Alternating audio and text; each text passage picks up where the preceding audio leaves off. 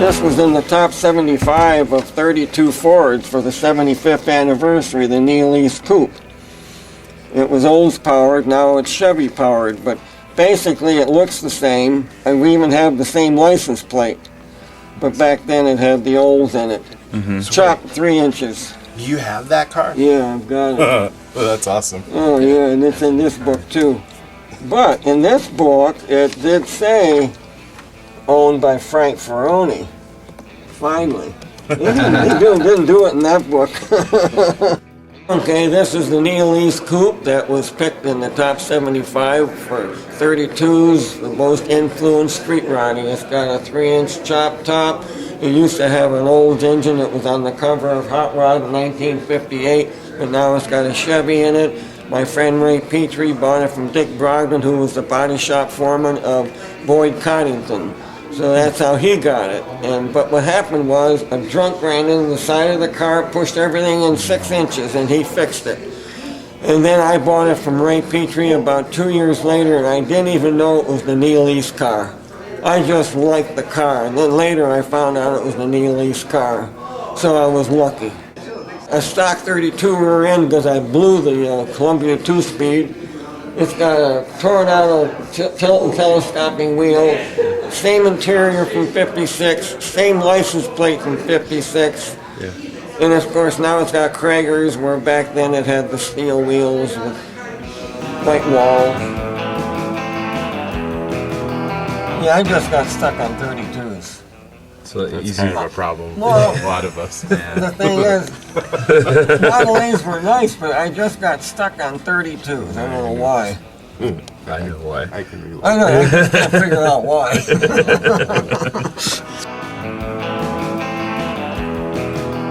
Above me is a 32 Ford Roadster that was built in Hawaii, and I got it in 1956. It's got a 301 Chevy. The same interior and motor and everything else from 1956. Drove it for 11 years to the Ventura Nationals and various other places. I had a Columbia 2-speed, but I blew 2 of them because I was hitting it too hard. So now it's got a stock 32 rear end in it right now. But out of all my cars, this is my favorite out of all of them. There's a car I drive all the time. Oh, that's cool. Yeah. 48 Chevy sedan delivery. Well, this has got air and everything. I've been driving this for 25 years. This dragster here is a Logie chassis, Olds powered 430 cubic inch engine on nitro. And we set the record at Thompson at 210 miles an hour in 1966. And Garlett had the record 3 weeks before at 207. And this was probably one of the winningest dragster. All we're doing is racing, big blown Chryslers at the time. So when we set the strip record, we figured that's a good time to retire while we're on top and still alive. Nice. What happened was we sold it to a guy that never raced a dragster before. We tried to talk him out of it, he wanted it. Took him out to the track, showed him all the tricks, and then 2 weeks later he wrecked it after the fifth or sixth run. He never went over 150 miles an hour. And so then I ended up buying it back about 6 months later. Basically what I need is a front end of it, and I've got everything else for it. I got the motor across the street, so I could put it together for like a cackle contest. So at least I got it. It's hanging. I got it anyway. That's half the battle, and just being able to have it. What do you think about this? Dude, this is crazy. Cleveland is awesome. Is it? Yeah, it's pretty good. Look at this. It's pretty good. It's pretty awesome.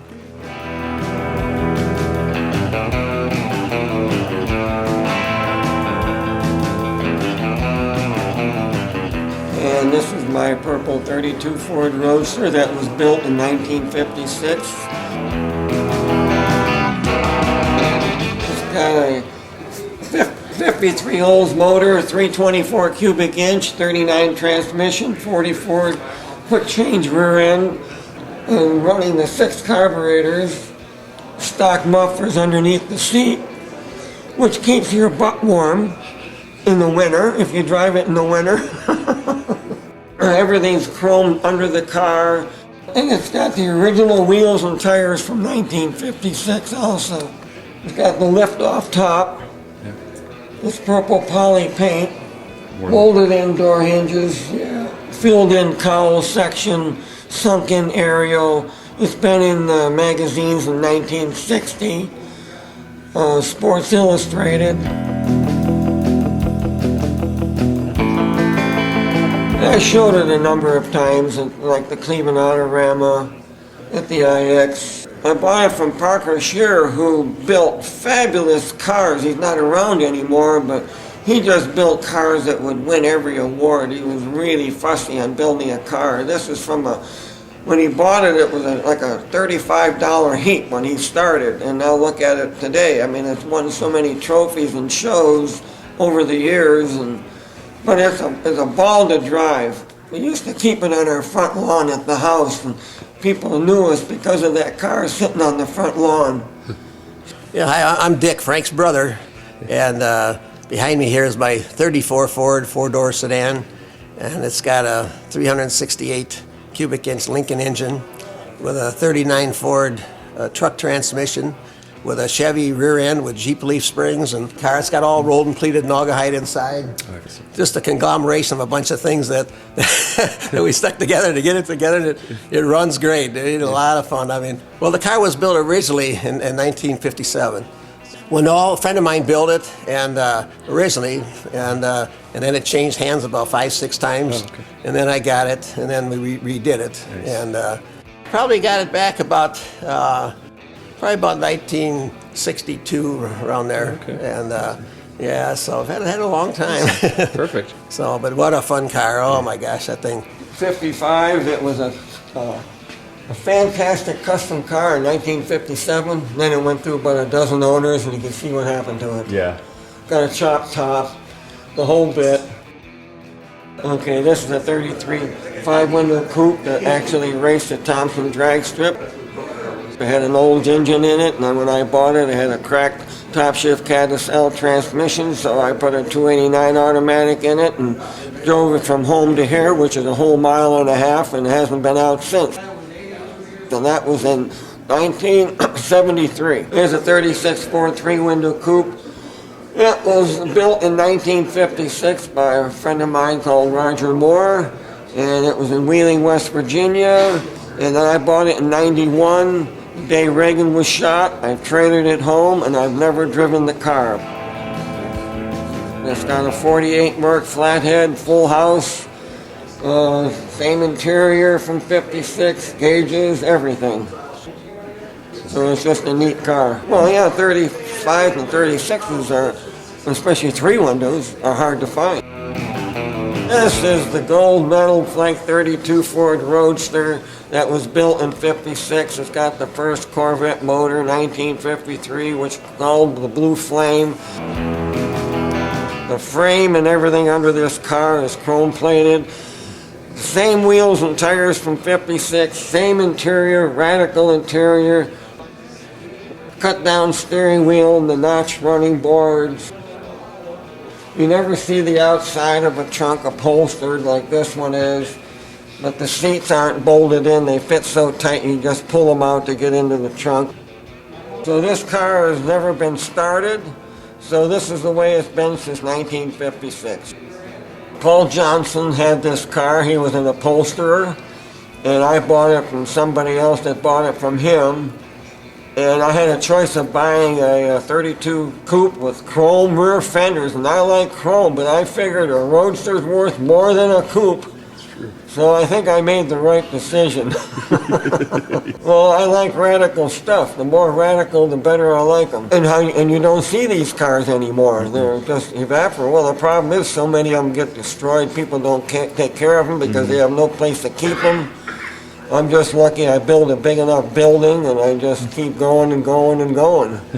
And then sometimes or another, a car happens to follow me home. And I can't help it. That's the perfect ending to your pizza.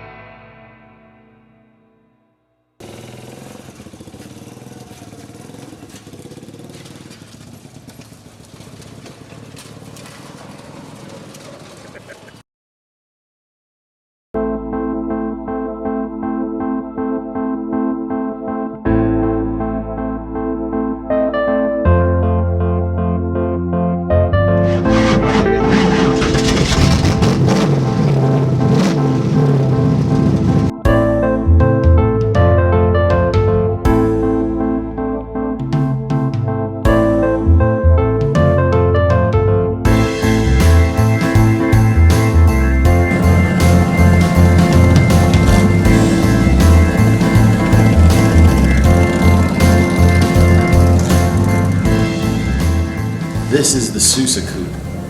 It's a really special car. I mean, this to us is the essence of what we want to do, and it's kind of what brought us to here to do stuff like this. Jeff and I, this is how we kind of became a team building this car. He went from being some kid who loves cars to a real car builder on this car. It was pretty awesome to see. And not only with his skills and things he learned doing it, but the passion and the excitement around it. You know, everything from the way the frame's pinched, all the gussets on the frame, the fact that this whole area was cut out because there used to be a blower right here. Jeff, we redid it a couple times, but we made this whole cowl. Jeff did all that metal work. We chopped the top. The whole bottom was like cut off because it was a race car. So we did all that. The first drive in this car was like the greatest time I had in Austin, you know. So this is when it becomes, it's not a job anymore. It's about passion, you know. So I'm just super proud of it. We're going to be delivering in a couple of weeks. We're just kind of ironing out some stuff, and then they get to have it, and we're going to hate to see it go. So everything about it has been good, and not only that, the customers who own it are the best people you could ever work for. I mean, they've been so supportive. Everything about them is great. The overall details, you know, it's a 32 Ford 5-window. It's a body that I used to own. It was part of my whole process of trading and upgrading and selling to get my 3-window. But this is one that I kind of regretted. It's been awesome to be able to finish it. The body's chopped 5.5 inches. It has a old aged leather interior that a friend of ours, Leonard Harvey in Texas, did. The dash is an old Buick cluster that we found, and we flipped it upside down. It's pretty neat, pretty special. The blue plexiglass windows kind of doesn't fit the whole thing of a kind of a, you know, Lakes car or whatever, but we found traces of the original blue in the car because it was a drag car. And when we were taking it apart, we found all these little chunks of blue plexiglass.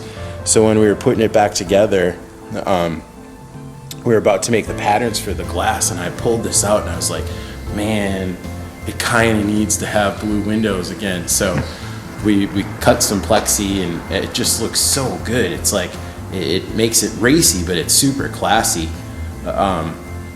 Some of the other details, you know, it's got a custom grill that we made.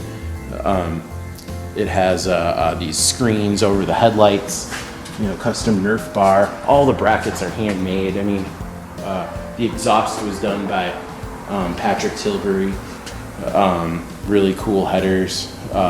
It's got 18-inch, custom-made 18-inch wheels in the back with old Indy tires, new Indy tires for the back. One of the things Judy Sousa requested is my dad painted the car, which is a big deal because it's pretty cool to come back here and have my dad paint the car, you know. But she wanted my son, Bobby Joe, to be involved in some way, so she's like, put his handprint on the dash. So we had the dash out, and he put his handprint on there. It's pretty awesome.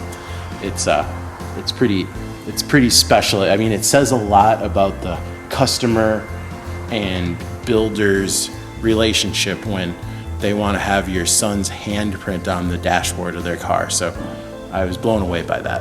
The motor came out of another Model A that Phil had, the owner, and it was a super snotty engine.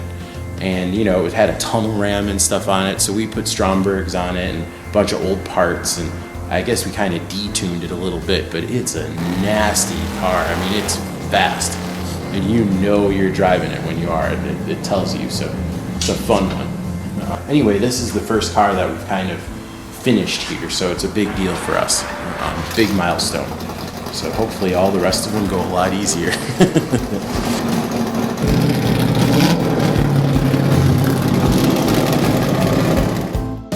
So today is the big unveiling. You haven't seen the car yet, right? No, we haven't. Oh, okay. Are you guys excited about all this? Oh, absolutely. I think the best part about it, we're excited about that Bob built the car. Oh, it sounds good.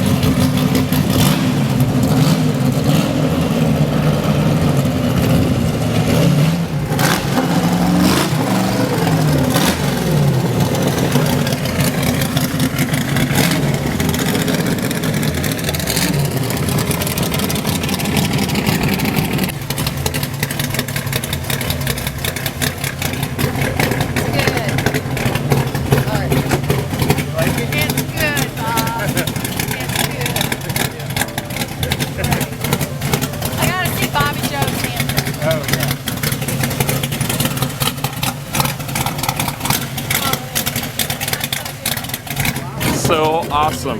Again, we're so proud that Bob would build a car for us. Yeah. There it is. It's beautiful. It's back. I'm just so excited for that. I've been waiting for them to see this for like months now. And Hi, Marcy. many Something I actually sleepless need. nights trying to get this thing done. So here we are.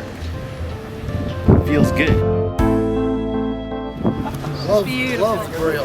Love the stance of it. Like the blue. Do you guys like the blue? I like the blue. I was worried. Yeah. I was like, Yeah, what if I they like don't the want blue. blue? It's not, yeah, it's, Makes it stand out. and it's not too crazy when you're in there. No, she's beautiful. Thank you. You really did good. You did. You did. You did everything and more. And yeah, so did Jeff. Yeah, where is that guy? We might adopt him one day. Congratulations. Hey, Hero. Thanks to Bob and Jeff. Yeah. You know? Yeah.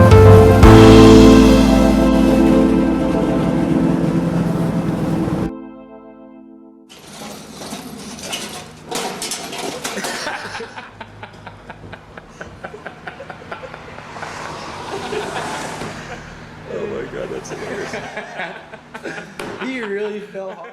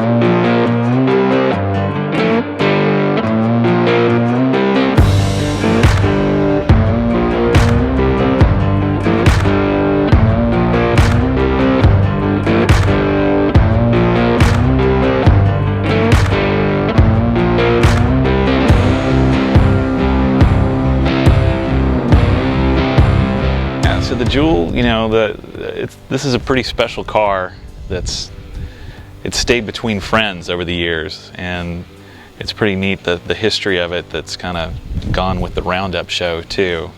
So my buddy Joe Cabral, at the very first Roundup, drove his 50 Merc. He got to talking with John LaBelle at that show, and they were looking at sedans, and John told Joe about this cool 29 two-door sedan that he had that was an old Survivor hot rod from the 60s that had this little hopped-up four-banger in it.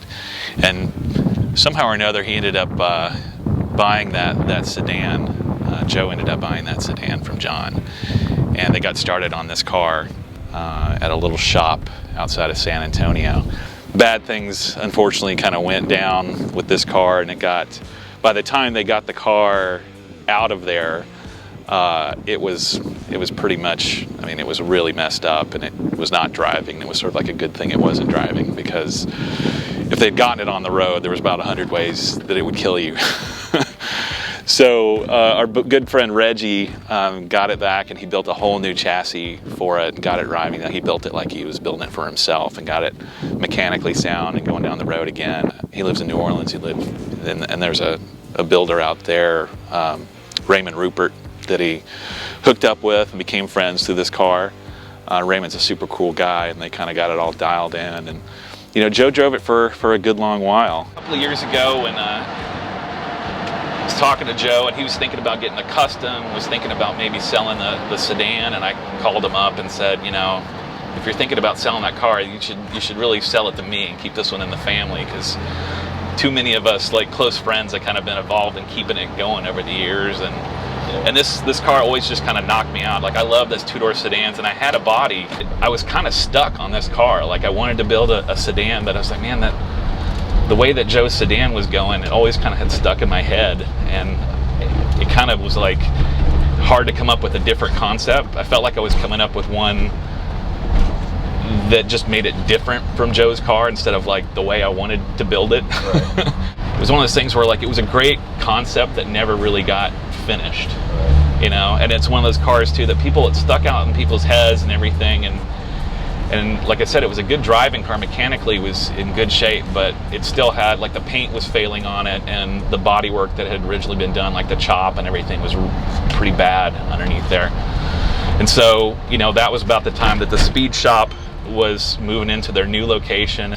So we brought it over there and started talking about it, and you know, one thing led to another.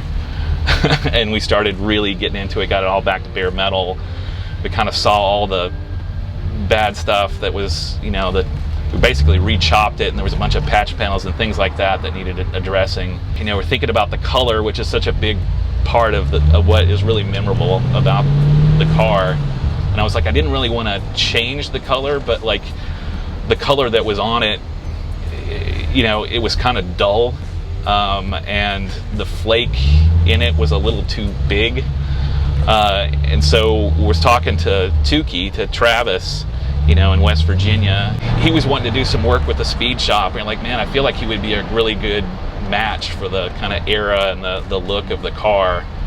And so we started talking to him, drove it out there to him, and like, I remember the day it arrived at his shop out there, there was like a picture of the body in the shop, you know, on Instagram that he had tagged, and he was like, we're getting to work. Because they were like on a serious deadline. Right. Talked about it a whole bunch. How it's like this kind of green over gold thing, because that's sort of like the theme of the colors on it too. Right. And he sent this little panel. We kind of talked about it. He's like, man, I have some good ideas on it. And he sent it. It was like the first thing he sent was like, that's perfect. Everybody who was kind of involved in it, you know, from the speed shop guys and Tukey, and then Cato, Phil, who did all the interior in it, you know, it was one of those things where like the idea of it was really clear, and people just were like on board. You know, it wasn't a lot of like, should I do this or should I do that, or which definitely helped in the time frame that we were trying to get to have it done for the Roundup. But it also, for whatever reason, everyone kind of knew the story, or a lot of folks, at least in Austin, had seen the car and knew about that, you know, disaster with that shop and stuff, and it felt like everyone's kind of pulling for it, you know. It was like this interesting thing of, you know, everyone knew the car, or a lot of folks knew the car, and then when they saw it all blown apart and down to bare metal, like, wait, what are you doing? You know, like to a lot of folks, they didn't know really. It looked good from a distance. It was one of those things where it like didn't look terrible, but it was like there was a lot of curiosity about like what's the plan and everything. But then, man, when it really came together there at the end, it was really super special when the car was done, because it was like on Saturday morning at the Roundup last year. It rolled out there, and the cool thing was Joe was here because the Iguanas were playing on stage, and Reggie came over from the swap meet, and so it's like all of the guys who were there at the beginning were standing there when it rolled in done, you know, like this, and it was like this super cool moment of like, wow, it's really done.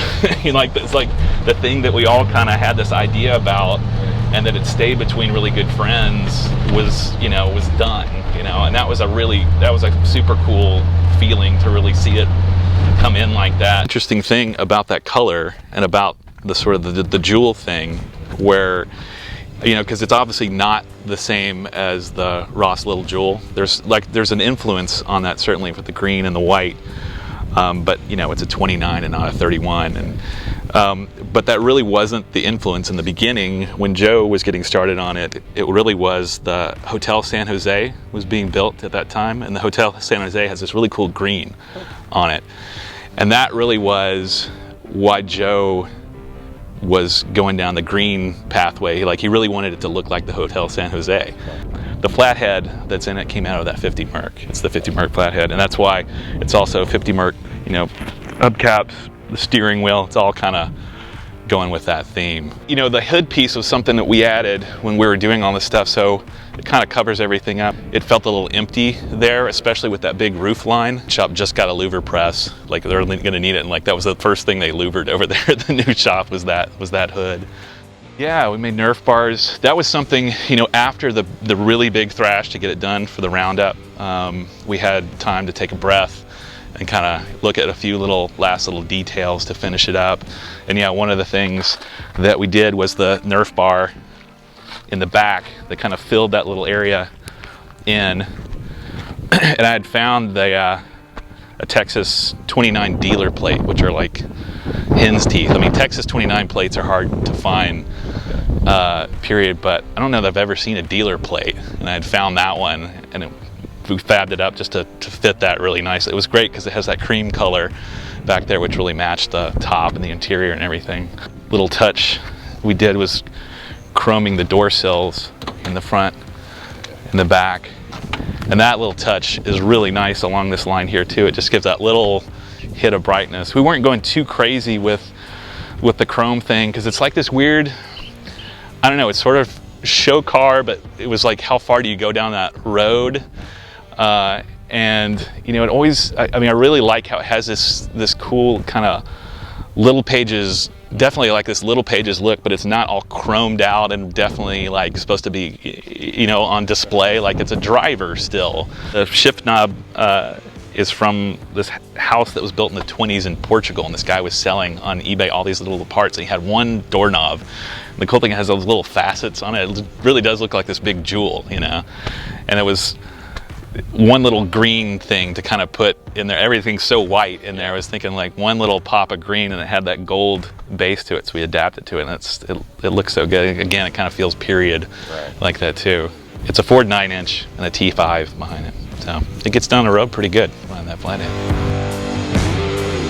So yeah, now it's nice. I'm super excited to have the car done and driving and, you know, hitting the road. Now I've been able to do a couple of shows with it, and just, you know, a day like today out in the hill country in Texas, it's just, man, you can't beat it. It's great.